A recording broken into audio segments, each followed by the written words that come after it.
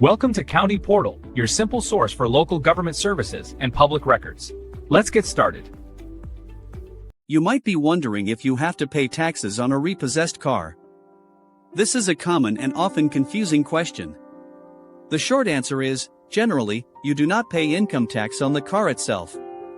Instead, you might have to pay taxes on what the IRS calls cancellation of debt income. Let me explain this in simple terms. When your car is repossessed, the lender will sell it. They do this to recover some of the money you owed. If the amount they get from selling the car is less than what you still owed on the loan, you have a deficiency balance. This is the remaining debt.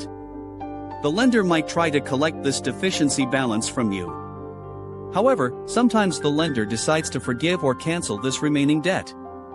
If they do forgive it, the IRS considers that forgiven amount as income to you. This is because you no longer have to pay back money that you legally owed. This is called cancellation of debt income. The lender will typically send you and the IRS a Form 1099-C, which stands for cancellation of debt. This form tells you exactly how much debt was forgiven. You must report this amount on your tax return. It is generally taxable income. However, there are very important exceptions to this rule. The most common exception is if you were insolvent at the time the debt was canceled. Being insolvent means your total debts were more than the fair market value of your total assets. Assets include things like your other cars, your house, and your bank accounts. If you can prove you were insolvent, you might not have to pay tax on the forgiven debt, or at least not on the full amount. Another exception is if the debt was discharged in bankruptcy.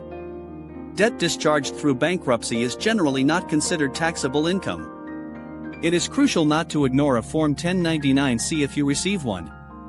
If you believe you qualify for an exclusion, like insolvency, you will need to file IRS Form 982, Reduction of Tax Attributes Due to Discharge of Indebtedness, with your tax return.